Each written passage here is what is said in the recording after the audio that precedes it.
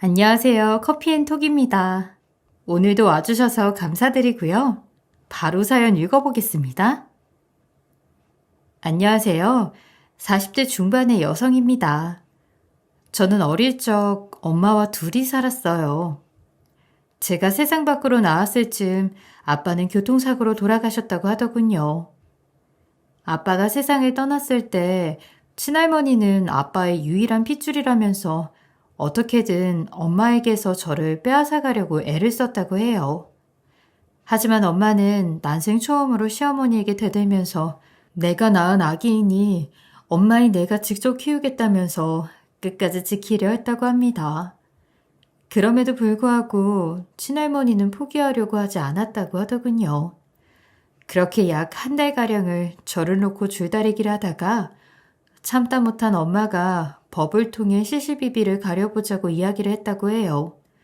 그러자 친할머니는 법정에 서면 불리하다는 것을 알고 있었는지 결국 어차피 여자아이는 대를 잇지 못하니 어디 한번 잘 키워보라면서 포기하셨다고 하더라고요. 그렇게 저는 엄마와 둘이 살게 되었지만 아무래도 가장 노릇을 하는 아빠가 없다 보니 엄마는 경제적인 문제로 많이 힘드셨다고 해요. 갓난아기가 있다 보니 일을 제대로 할 수 없었고 아빠 이름으로 되어 있는 재산은 모두 친할머니가 가져간 탓에 엄마는 아빠 지갑 속에 들어있던 얼마 되지 않은 돈으로 몇 달을 먹고 살았다고 합니다. 하지만 아무래도 제대로 먹지 못해서 그런지 모유가 거의 나오지 않았고 배고픔에 저는 자지러지게 울었던 적도 있었다고 해요. 이런 모습을 보면서 엄마는 수도 없이 친할머니에게 저를 보내야 하는지 고민을 했었다고 하더라고요. 그러나 친할머니한테 저를 보내면 배를 굼지는 않아도 여자라서 눈칫밥을 먹으면서 살 것이 뻔하기에 죽기 아니면 까무러치기라고 생각하며 버텨보기로 했다고 합니다. 그래도 사람은 죽으라는 법 없다고 다행히 돈이 없어서 고민을 하고 있을 즈음 옆집에 살고 계시던 아는 동생분이 일은 해야 먹고 살지 않겠냐면서 아이를 맡아주겠다며 나섰다고 하더군요. 처음에는 옆집 동생이 아이를 키워본 적이 없는 사람이라 걱정을 했었지만 엄마도 달리 방법이 없어서 부탁을 했다고 해요.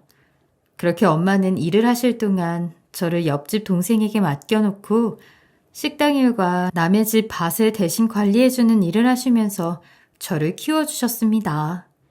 이런 엄마의 헌신 덕분에 저는 문제없이 잘 자랄 수 있었어요. 그러다 보니 당연히 이 모든 일을 잘 알고 있는 저는 어릴 적부터 엄마에게 효도를 하며 살아야겠다는 생각이 더욱 강했어요. 그래서인지 저는 결혼을 하게 되더라도 가능하다면 엄마를 모시고 살고 싶다고 생각했었죠. 하지만 생각했던 것은 현실과는 너무 다르더군요.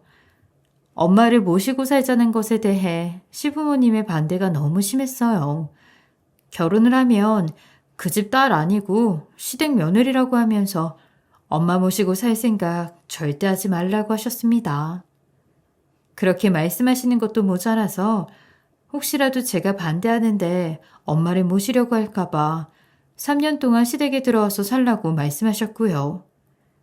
그러다 보니 저는 그냥 결혼을 포기하고 엄마랑 둘이 살아야겠다는 생각을 했었어요. 하지만 엄마께서는 이제 혼자 편하게 살고 싶다면서 결혼을 해서 애들 낳고 잘 살라고 하셨죠. 만약 제 입에서 파혼 소리가 나온다면 부모 자식 간의 연을 끊을 것이라고 강력하게 말씀을 하셨어요. 결국 저는 엄마를 모시고 사는 것을 포기하고 시부모님의 바람대로 시댁에 들어가 남편과 결혼 생활을 시작하게 되었습니다.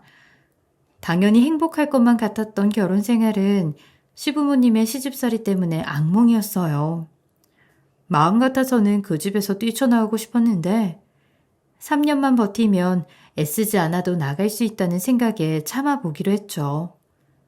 시댁에서 사는 동안 저는 하루도 빼놓지 않고 오첩 반상을 차려냈어요.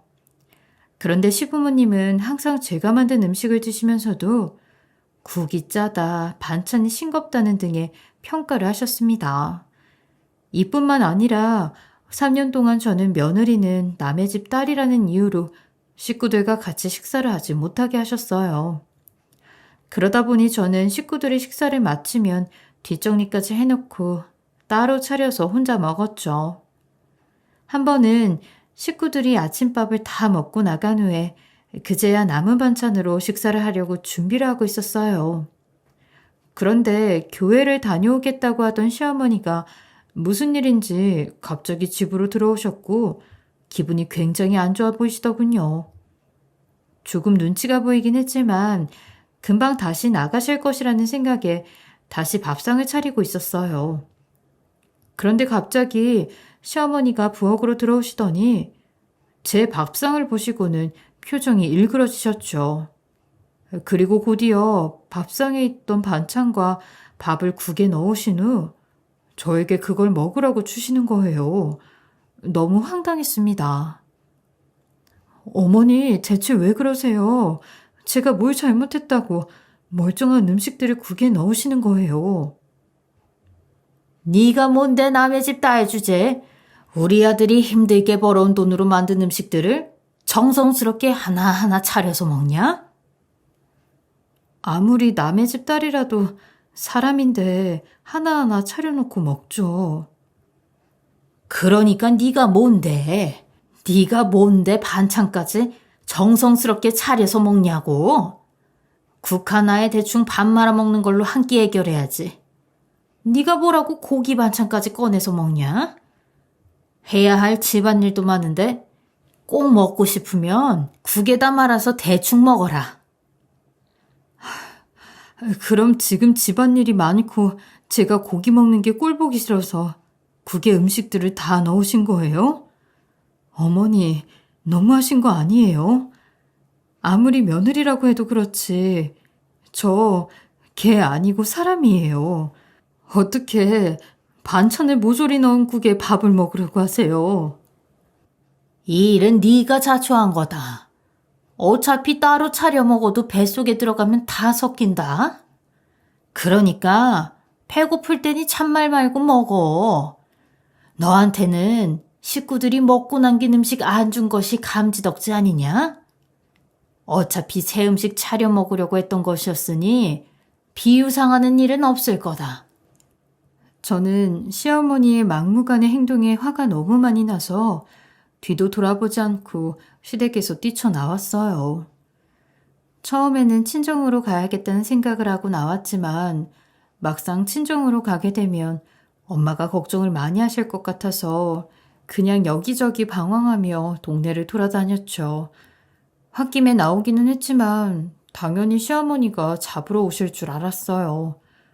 그러나 시어머니는 집에서 제가 나가든 말든 신경도 쓰지 않으시더라고요. 그래도 남편이 퇴근하고 시어머니랑 싸우고 밖으로 나간 것을 알게 된 후 잡으러 와서 모른 척하고 집으로 들어갔습니다. 이후 남편이 시어머니한테 뭐라고 했던 건지 며칠 동안은 큰 괴롭힘 없이 조용했었어요. 그래서 그때는 이제 마음 상하는 일이 없을 것이라고 생각했는데 역시 사람은 쉽게 변하지 않는다더니 얼마 지나지 않아서 시어머니의 괴롭힘이 다시 시작되더라고요. 당시 시부모님에게는 시아버지가 밖에서 나온 남편과 나이 차가 많이 나는 늦둥이 어린 신우가 있었어요. 제가 결혼할 당시만 해도 신우의 엄마가 직접 맡아서 키우려고 했었던 것 같더라고요. 하지만 경제력이 좋지 않은 데다가 시아버지가 어디서 살고 있는지 모르니까 낳은 지 얼마 안 되어 그냥 보육원에 데려다 놓고 도망치듯 떠나버리신 것 같더군요. 다행히 신우의 엄마가 떠날 때 시아버지에게 어디에 아이를 데려다 놓았다고 알아서 하라면서 아이 사진과 함께 문자를 한 통 보냈다고 해요. 시아버지가 친척분과 통화하시는 것을 들어보니 처음에는 엄마라는 사람이 설마 애를 보육원에 버렸을까 해서 무시하려고 했다고 합니다. 하지만 그래도 친자식이 고아로 자라는 것을 두고 볼 수가 없어서 보육원에 가보았더니 사진 속 아이를 발견했다고 하더군요. 아무래도 시어머니가 알게 되면 집안이 난리가 날까봐 고민을 했는데 결국 자식을 버릴 수 없었던 것인지 먼 친척이라고 하고는 일단 임시보호 조건으로 데리고 왔다고 하더군요. 당연히 시어머니는 나중에 진실을 알고 노발대발 난리도 아니었고 당장 내쫓아내라고 했었어요. 그러나 아직 어린 자식을 보육원으로 내보낼 수 없었던 시아버지는 가지고 계신 건물 하나를 시어머니의 명의를 돌려주는 것으로 해결을 하셨습니다. 그렇게 결국 신우는 저희 집에서 함께 살게 되었죠. 시아버지가 아이를 직접 키우기 위해 보육원을 통해서 알아보니 먼 친척이라고 해도 보호자가 될 사람이 입양을 해야 한다고 했나 봐요. 하지만 시어머니의 입장에서는 건물을 받았다고 해도 피 한 방울 안 섞여 있는 어린 신우가 눈에 가시였고 입양은 끝까지 반대를 했죠. 이뿐만 아니라 신우를 하나하나 챙겨줘야 하는 나이인데도 신경을 전혀 쓰지 않고 신우는 무조건 저에게 키우라고 강요를 하셨어요. 처음에는 너무 황당하고 어이가 없어 내가 신우를 왜 키워야 하냐면서 난리를 쳤죠. 그랬더니 시아버지께서 거의 빌다시피 하시면서 어차피 시댁을 나가기까지 3개월도 남지 않았으니 신혼집을 직접 구해주시겠다고 하셔서 신우 돌보는 일까지 맡았습니다. 그러나 얼마 지나지 않아 신우의 입양 여부를 결정해야 할 때가 다가왔어요. 시아버지께서는 친자로 등록을 하여 데리고 오던가 아니면 직접 입양을 하는 것으로 하고 싶어 하셨죠. 그러나 시어머니는 집에 데리고 있는 것은 몰라도 절대 딸로 받아들일 수가 없다고 하시더군요. 그리고 본인 나이에 이만한 딸이 있는 것은 말도 안 된다면서 굳이 입양을 하고 싶으면 제 앞으로 하라면서 난리를 치셨습니다. 처음에는 이게 무슨 소리인가 했죠. 시어머니의 말씀을 듣고 난 후 남편도 당황했는지 저의 표정을 살살 살피더군요. 그러면서 설마 우리 앞으로 입양시키려고 하겠냐면서 신경 쓰지 말라고 했어요. 저도 조금 당황했지만 설마 하는 생각을 가지고 있었고요. 그런데 시어머니는 끝까지 저희 부부가 자식이 없으니 제 앞으로 입양을 시키라는 입장을 고수하셨습니다. 정말 화가 많이 났었어요. 제 딸로 입양을 시키라니 이게 말이 되는 소리인가요? 족보가 꼬이는 것은 둘째치고 시어머니는 건물까지 받아가셨는데 이제 와서 본인 앞으로 입양을 못하겠다고 아들 부부에게 입양을 하라니요. 저는 이 소리를 듣고 그 자리에서 딱 잘라 말했어요. 신우를 돌보는 일과 입양은 엄연히 다른 거고 절대 제 사전에 입양은 없다고요. 결국 그날 신우를 누가 입양을 할 건지 제대로 된 결정을 하지 못했습니다. 그런데 시어머니는 문제 해결이 되지 않자 기분이 나쁘셨나 봐요. 다음날 식구들이 다 나가고 뜬금없이 저에게 신우를 입양해서 키우겠다는 소리를 하지 않으면 투명인간 취급을 하겠다고 하더군요. 그러나 저는 그동안 당한 것들이 있다 보니 차라리 투명인간 취급이 나은 것 같다는 생각이 들었죠. 그래서 알아서 하시라고 하고 말았는데 정말로 시어머니께서는 그 시간 이후 저에게 말 한마디도 하지 않으셨고 손짓 발짓으로만 명령을 하셨어요.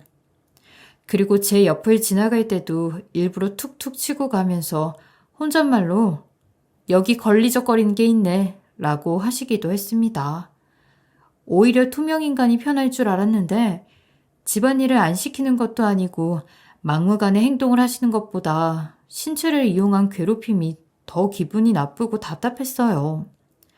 그래도 3개월만 지나면 시댁에서 벗어날 수 있다는 생각으로 끝까지 버티려고 했는데 신우를 입양하라는 것부터 투명인간처럼 무시하는 것까지 도저히 참을 수가 없었어요.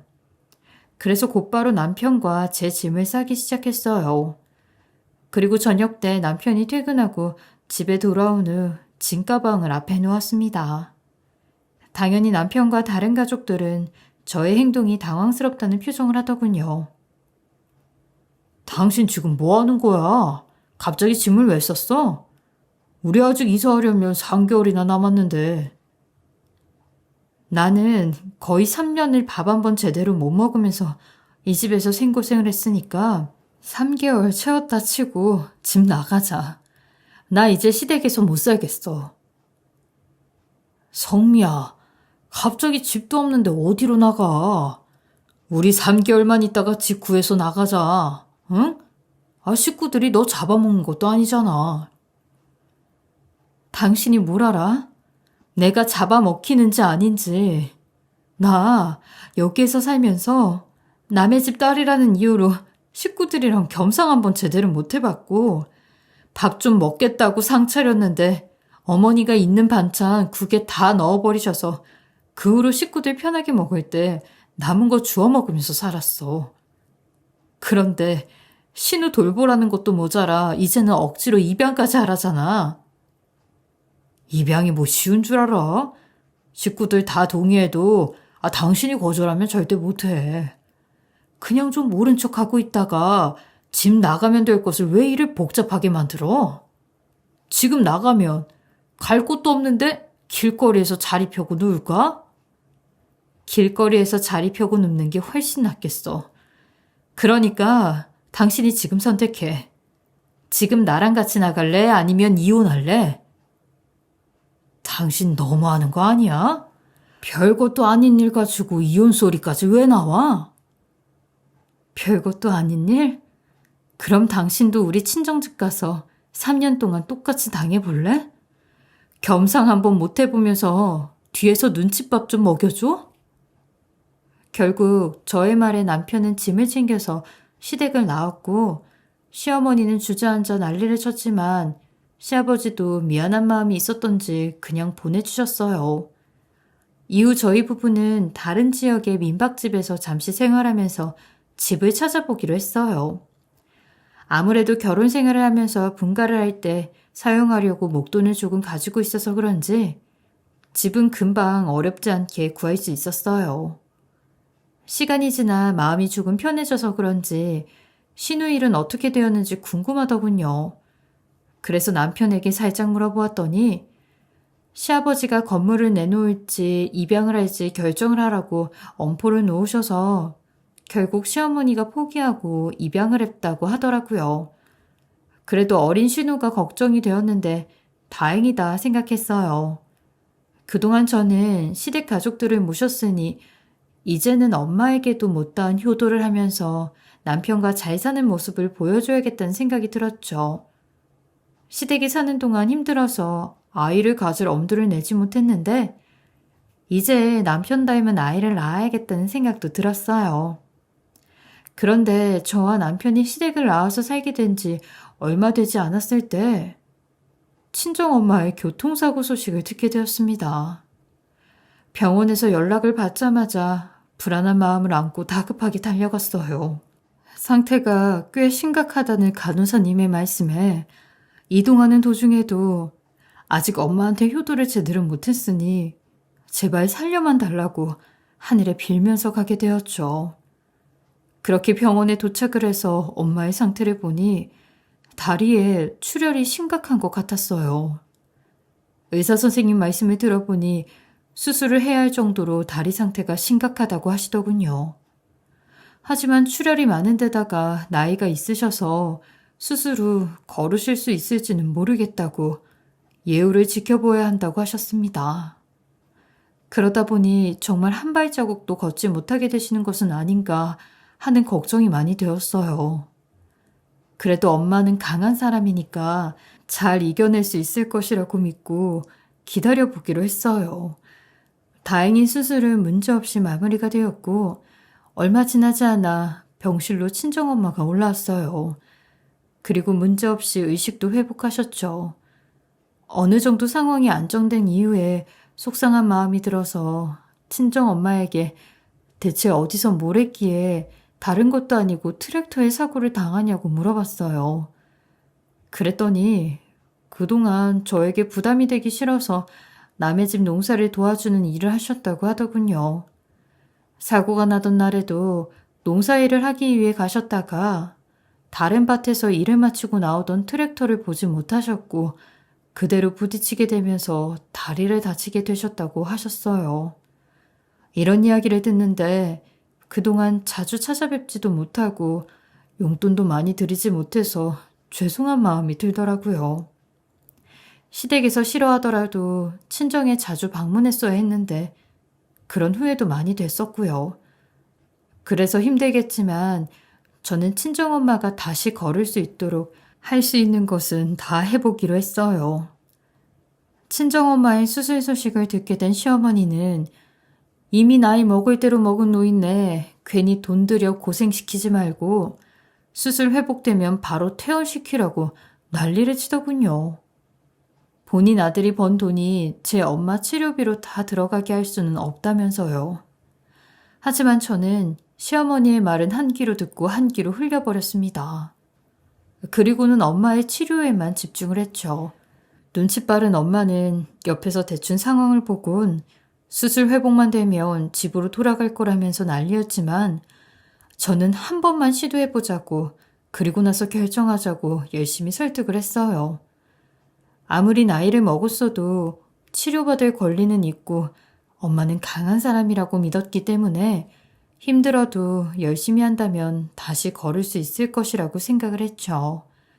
하지만 이런 저의 노력이 무색하게도 할 수 있는 치료는 다 해보았지만 친정엄마는 끝내 두 발로 걷지 못했어요. 마음 같아서는 조금 더 치료를 해보고 싶었지만 의사 선생님께서도 무리하는 게 오히려 좋지 않다면서 만류를 하시더군요. 결국 친정엄마는 퇴원수속을 하고 친정집으로 돌아가게 되었어요. 걷지도 못하고 힘겹게 방으로 들어가는 엄마의 모습을 보는데 마음이 너무 아팠습니다. 앞으로 어떤 식으로 도움을 줘야 하는지 고민이 되더라고요. 아무리 봐도 제대로 움직일 수 없는 다리를 가지고 엄마 혼자 사는 게 힘들 것 같았어요. 그래서 저는 집으로 돌아가는 길에 이것저것 방법들을 고민해 보았죠. 생각을 해보니까 마침 남편과 저는 시댁에서 분가를 하게 되었으니 이참에 친정엄마를 집으로 모셔와서 함께 사는 것도 좋은 방법이 될 것 같았어요. 결혼하기 전에는 멀쩡한 몸을 하고 계셨지만 지금은 건강상의 문제가 생겼으니 친정엄마를 모실 수밖에 없는 명분도 생겼고요. 그래서 남편에게 살며시 친정엄마를 모셔와서 함께 사는 게 어떻겠냐고 하면서 이야기를 꺼내봤어요. 남편이 싫어할까봐 걱정은 되었지만 한편으로는 친정엄마가 아픈데 억지로라도 허락을 해주겠지 했었어요. 그런데 예상한 것과는 다르게 남편은 저의 이야기를 듣고 얼굴이 굳더니 곧이어 노발대발 화를 내는 겁니다. 당신 미쳤어? 지금 생각이 있는 거야, 없는 거야? 내가 장모님이랑 한 집에서 어떻게 살아? 왜 못 살아? 내가 괴물을 데려오자고 했어. 외계인을 데려오자고 했어. 나는 3년 동안 온갖 시집살이 겪으면서 시댁에서 살았어. 그런데 엄마 데리고 와서 당신이 돌보라고 한 것도 아니고 그냥 같이 살기만 하는 건데 그게 그렇게 힘들어? 어차피 당신 회사 왔다 갔다 하는데 엄마랑 얼마나 부딪힌다고 이 난리야. 그럼 너 같으면 걷지도 못하는 노인네랑 사는 게 좋겠냐? 막말로 혼자 할 수 있는 게 뭐가 있어? 매번 화장실 옮겨주고 데리고 오는 것도 한계가 있는데. 변하려면 기저귀 채워놓아야 할 테고 목욕이라도 하면 힘 있는 남자가 들어다 옮겨야겠지. 근데 우리 집에 남자가 나 하나밖에 더 있어? 내가 왜 남의 엄마랑 힘들게 살아야 하는데? 뭐라고? 당신 말 다 했어? 나는 니네 가족이랑 3년을 같이 살았어. 밥도 제대로 못 먹고 뜬금없이 나타난 네 배다른 갓난쟁이 여동생까지 돌봤다고. 당신이 친정엄마랑 사는 게 그렇게 싫으면 그냥 돈 내놔. 친정집에 전문 간병인 구하고 용돈 챙겨드리게. 아니, 니네 엄마 수발 드는 사람 구하는데 왜 나한테 돈을 달래? 간병인은 그렇다 치고 걷지도 못한 노인네가 뭔 돈이 필요해. 니네 엄마한테는 10,000원 한 장도 아까우니까 필요하면 당신이 벌어다 드려. 그럼 내가 3년 동안 시댁에서 노동한 거 계산해서 당장 내 계좌로 보내. 알았어? 남편의 말을 들으니 그동안 친정엄마를 어떻게 생각했는지 답이 딱 나오더군요. 속에서 천불이 나서 남편이 앉아있는 서재방을 뒤집어 엎으려고 했으나 더 이상 싸우기 싫어서 문을 쾅 닫고 밖으로 나왔어요. 그러자 남편이 노발대발 난리를 치면서 다시 본인 앞으로 와서 얘기 끝내고 가라고 소리를 지르더군요. 하지만 화가 머리끝까지 차오른 상황이었기에 남편의 말을 무시한 채 그대로 집을 나와 친정집으로 가게 되었어요. 당연히 밤 늦은 시간에 딸이 씩씩거리면서 친정집에 오니까 엄마는 이서방이랑 싸운 거냐면서 놀라시더군요. 저는 애써 아니라고 말씀을 드리기는 했지만 평소 화가 나면 겉으로 티가 나는 사람이다 보니 엄마가 눈치를 채신 것 같았어요. 그래서 건들지 말고 가만히 놔두어야겠다고 생각하셨는지 엄마께서는 꼬치꼬치 캐묻지 않고 방에 들어가서 쉬라고 한마디 하셨어요. 제가 집을 나간 이후로 오는 전화는 다 무시했더니 남편은 답답했는지 문자를 많이도 보냈더라고요. 혹시나 남편이 사과하려고 연락을 했나 하는 생각이 들어 내용물을 자세히 읽어보았어요. 그런데 미안하다는 말은 한마디도 없고 온통 집에 빨리 들어오지 않으면 이혼하겠다는 걸로 생각한다는 내용이 대부분이었어요. 저는 그 문자들을 보고 어이가 없어서 해볼 테면 해보라고 보냈어요. 이후 남편과 시댁에서 오는 연락들은 모두 무시를 했고요. 그렇게 며칠을 다리가 불편한 엄마를 돌보면서 친정집에 있었더니 친정엄마가 눈치가 보였는지 이제 버틸 만큼 버티지 않았냐고 집에 가보라고 슬그머니 이야기를 꺼내시더군요. 하지만 저는 남편이 저런 식으로 나오는데 화가 많이 나서 다시 집으로 갈 생각이 없었습니다. 어차피 엄마에게는 숨길 수가 없는 상황이다 보니 남편이 저한테 잘못했다고 하면 엄마가 가지 말라고 해도 가겠다고 하면서 걱정 말라고 말씀을 드렸죠. 하지만 엄마의 예감이라는 것이 진짜 있는 것인지 혹시 본인 다리 문제 때문에 그러는 거냐고 조심스럽게 물어보시더라고요. 처음에는 그런 거 아니라고 하고 넘어가려고 했었어요. 그런데 엄마께서는 상황이 심각하다고 느끼셨는지 코치코치 깨물어 보시면서 있는 그대로 털어놓으라고 하시더군요. 그래서 결국 저는 남편과 있었던 일들을 친정엄마에게 말씀을 드릴 수밖에 없었어요. 그러니까 왜 굳이 나를 데리고 가겠다고 해서 이 사달을 만들어. 이서방은 당연히 장모랑 사는 게 부담스럽지. 이번 일은 성민이가 잘못했어. 얼른 집에 들어가서 이서방 잘 달래줘. 아니, 아무리 부담스러워도 그렇지. 내가 시댁 식구들 모시고 살았던 시간이 3년이나 되는데 그거 하나 못해? 직접 엄마를 맡아서 돌보라고 한 것도 아니고 그냥 같이 살기만 하자는 건데 그게 뭐 어렵다고 그래. 성민 너가 가자고 해도 엄마는 그 집 가서 살 생각 없어. 너희들 이제야 집 얻어서 분가했고 알콩달콩 살기도 모자랄 판에 다리 다쳤다는 이유로 밀고 들어가는 것도 예의가 아니지. 엄마는 사돈보기 미안해서 그 집에서 못 산다. 사돈보기가 왜 미안해? 3년 동안 내가 그 집에서 어떤 대우를 받고 살았는데 게다가 다리 다친 노인네한테 돈 쓰는 게 싫다는 남편이 뭐가 예쁘다고 오냐오냐 달래가면서 살아야 하는데 그게 무슨 소리야? 3년 동안 시댁에서 잘 살았던 거 아니었어? 그리고 다리 다친 노인네한테 돈 쓰는 게 싫다니 이서방이 정말로 그런 소리를 했다고? 그래, 내가 엄마 걱정할까 봐 말을 안 한 거지. 3년 동안 시집살이 한 것은 그렇다 치고 남편이라는 놈이 장모한테 10,000원 한 장 쓰기 아깝다는 소리 듣고 속에서 열불이 나더라. 그런데도 내가 가서 달래주고 끌어안고 살아야 해? 나는 네가 나 모시겠다고 해서 이서방이 화난 줄 알았지. 엄마가 몰라줘서 미안하다. 그렇게 저는 한참을 엄마를 부둥켜 안고 꺼이꺼이 울었어요. 친정엄마가 그런 저를 보며 따뜻하게 안아주면서 달래주는데 그동안 힘들고 살아왔던 것들이 조금은 위안이 되더군요. 엄마도 우리 딸이 그동안 많이 힘들었겠다면서 딸 마음을 몰라줘서 미안하다며 같이 눈물을 흘리셨죠. 시간이 지난 후 어느 정도 안정이 되었을 때 엄마는 저에게 당장 택시를 부르라고 하셨어요. 처음에는 이 늦은 밤에 택시는 왜 부르라고 하는지 의아했지만 가실 곳이 있나 보다 생각하고 일단 택시를 집 앞으로 불렀어요. 그런데 엄마가 택시에 타자마자 저에게 집 주소를 부르라고 하는 거예요.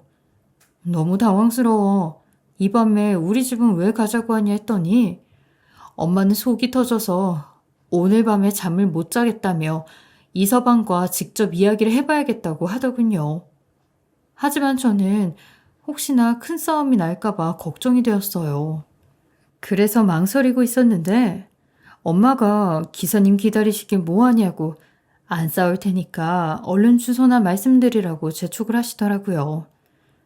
결국 엄마의 성화에 저희 모녀는 늦은 밤에 분가한 집으로 가게 되었어요. 그런데 집에 도착해 보니 시어머니가 계셨고 남편은 제 걱정은 안 되는 듯 뭐가 좋은지 실실 웃으면서 대게를 먹고 있더군요. 와이프는 화가 나서 친정집으로 갔는데 아무렇지 않게 시어머니 모셔놓고 잘 지내는 모습이 어이가 없었어요.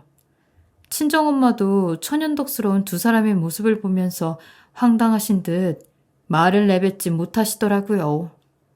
두 모자는 둘만의 세계에 빠져 집에 누가 왔는지 전혀 모른 채 알콩달콩 연인이 따로 없었습니다. 그 모습을 보다 못한 저는 남편을 보면서 지금 뭐하고 있는 거냐고 소리를 질렀어요.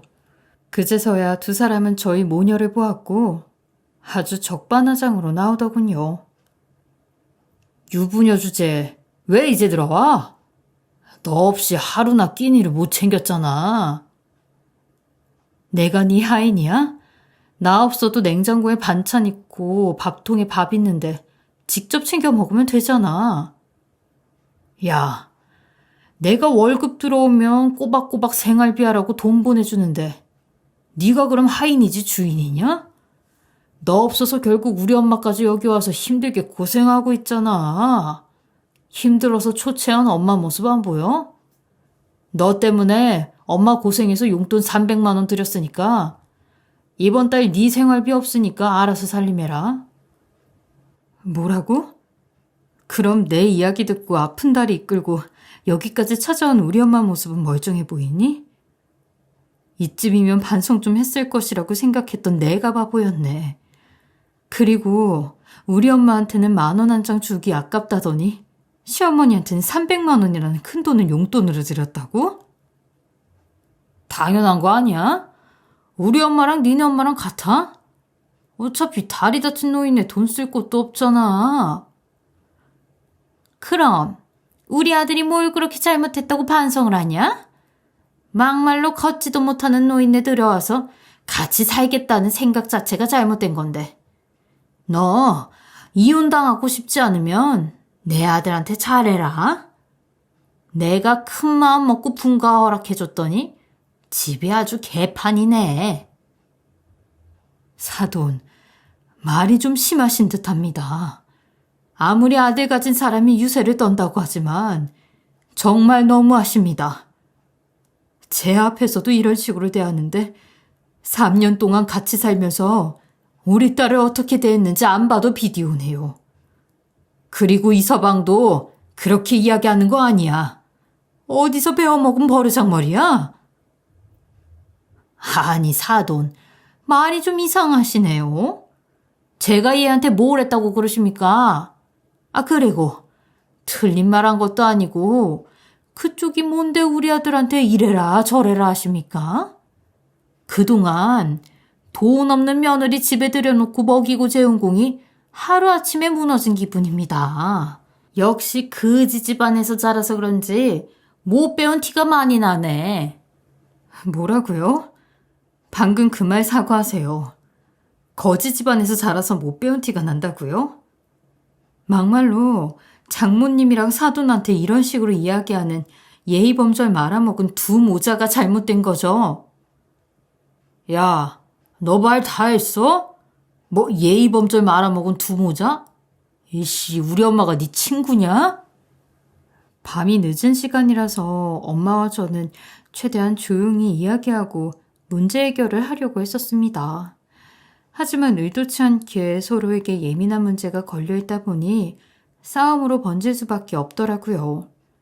친정엄마는 남편과 시어머니의 언행에 표정이 굳어있고 기분이 많이 안 좋으신 듯 보였어요. 저 또한 엄마한테는 10,000원 한 장도 아깝다며 난리를 치더니 시어머니에게는 300만 원이라는 큰 돈을 들였다는 것에 기가 찼어요. 전쟁터가 따로 없는 상황을 해결할 수 있는 방법이 없어서 머리를 쥐어싸고 있는데 뜬금없이 엄마가 명함 한 장을 꺼내면서 연락을 하더군요. 그리고는 전화 연결이 되자 집 주소를 알려주고 당장 여기로 와달라고 했어요. 저도 처음 보는 명함이어서 엄마에게 누구를 부른 거냐고 물어봤어요. 그랬더니 엄마는 기다려보면 알게 될 것이라면서 알려주지 않더군요. 그런데 엄마의 명함을 흘기 쳐다보던 남편의 표정이 이상하더군요. 약간 겁에 질린 표정이라고 할까요?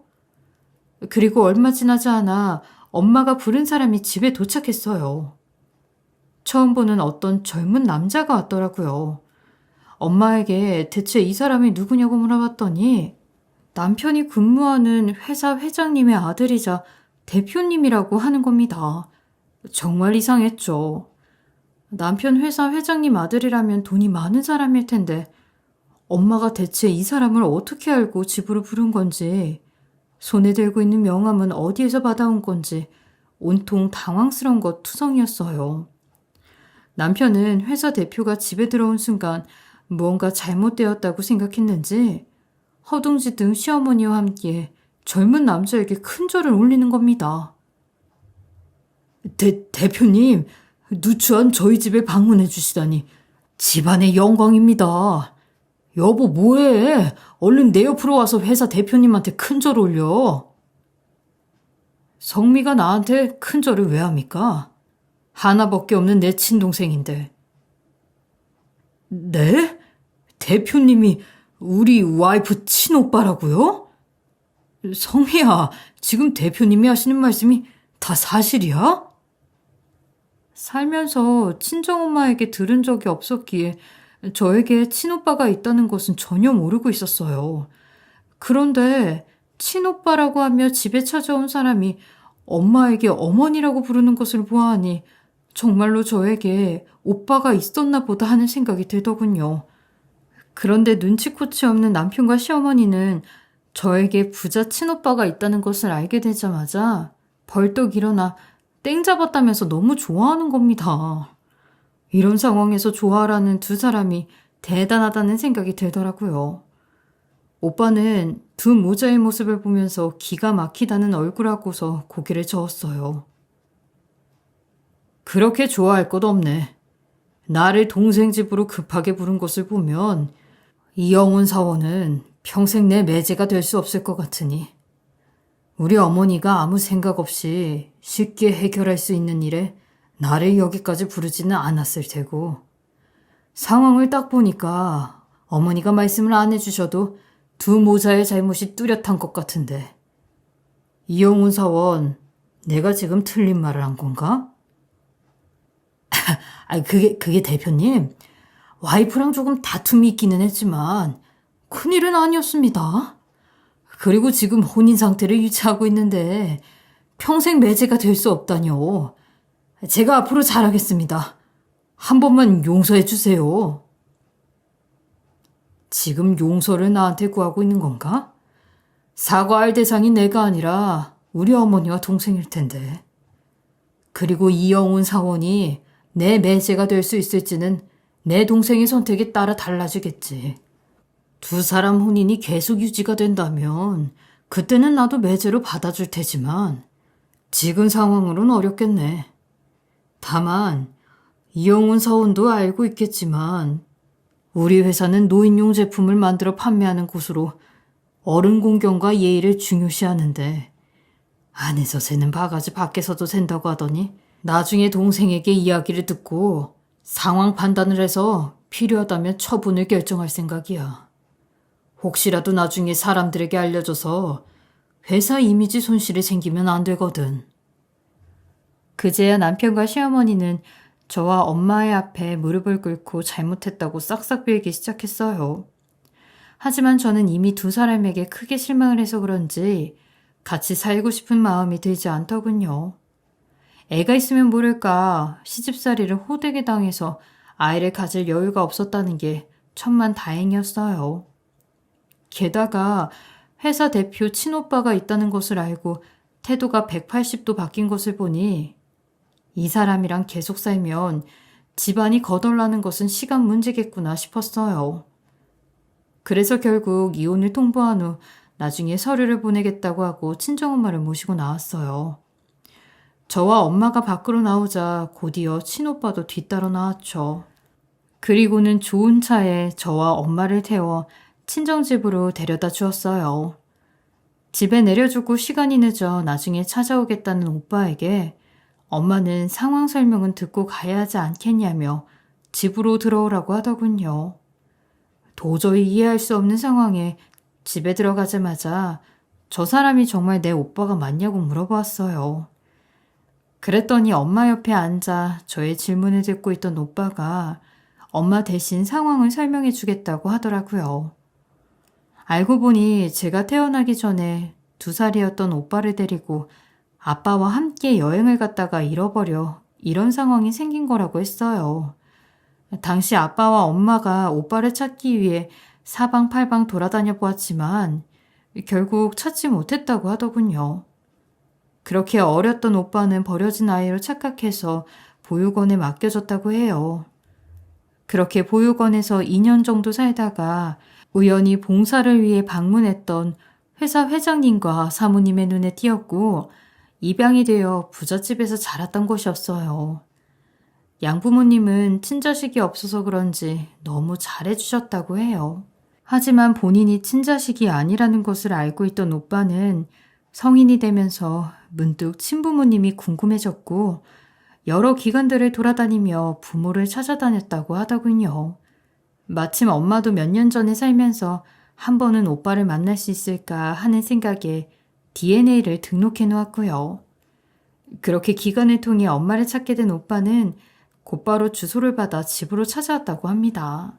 처음에 엄마를 만나자마자 오빠는 왜 본인을 버렸냐고 화를 내며 엉엉 울었다고 해요. 하지만 진실을 알게 되면서 마음이 누그러졌고 자신에게 여동생이 있다는 것을 확인하게 되었다고 해요. 하지만 시댁살이를 하고 있다는 것을 알게 된 오빠는 조만간 동생을 만나러 오겠다면서 엄마에게 본인의 명함을 주었다고 하더군요. 주변에 공장도 있고 별장이 있어 자주 이곳을 왔다 갔다 한다면서 혹시라도 무슨 일이 있거나 본인의 도움이 필요하다면 바로 달려올 테니 시간 상관없이 연락하라고요. 하지만 사돈 때문에 동생과의 첫 만남을 이렇게 할 줄은 몰랐다고 하면서 아쉬워하더군요. 좋은 선물도 사다 주고 용돈도 주고 싶었다고 하면서요. 오빠는 본인의 이야기를 끝낸 후 저에게 오늘 일을 설명해 달라고 했어요. 본인 회사가 노인 제품을 만들어 판매해서 예의범절과 어른 공경을 중요시하는데 만약 이에 벗어난 행동들을 했다면 그대로 회사에 둘 수는 없다면서요. 처음에는 이런 이야기를 해도 되는지 몰라서 고민을 했지만 오빠의 설득에 결국 있는 그대로 이야기를 해주었어요. 당연히 오빠는 노발대발 난리가 났어요. 아무리 몰랐다고 하지만 노인 제품 영업을 하는 사람이 그런 식으로 행동하는 게 말이나 되는 일이냐면서요. 오빠는 이건 가정에서 일어난 일이지만 그런 사람이 노인분들에게 제품을 영업하는 일이 있어서는 안 된다며 당장 조치를 취하겠다고 했어요. 결국 며칠 뒤 남편은 회사에서 해고를 통보받았다고 했어요. 그리고 그 과정에서 회사 카드를 개인적인 일에 사용하고 다녔다는 것이 알려지게 되면서 회사 일이 아닌 개인적인 일에 사용한 돈은 모두 갚아야 한다는 통보도 함께 받았고요. 그래서인지 남편과 시어머니는 결혼 생활 내내 그렇게 무시했던 친정집에 제 발로 찾아왔어요. 그리고는 엄마와 제 앞에서 무릎을 꿇고 머리를 조아리면서 해고 통보에 회사 카드를 사용한 돈만 갚아야 한다는 통보를 받았다면서 제발 한 번만 살려달라고 하더군요.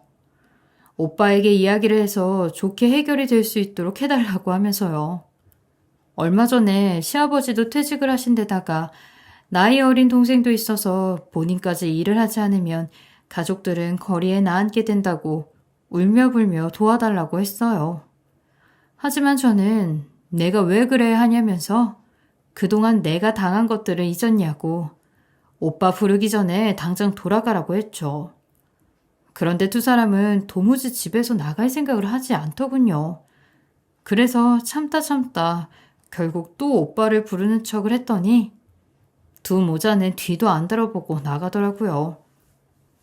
이후 저와 남편은 이혼을 했고 오빠에게 들으니 결국 해고는 물론이고 회사 카드를 마음대로 사용했던 것들을 다 갚고 나갔다고 하더군요.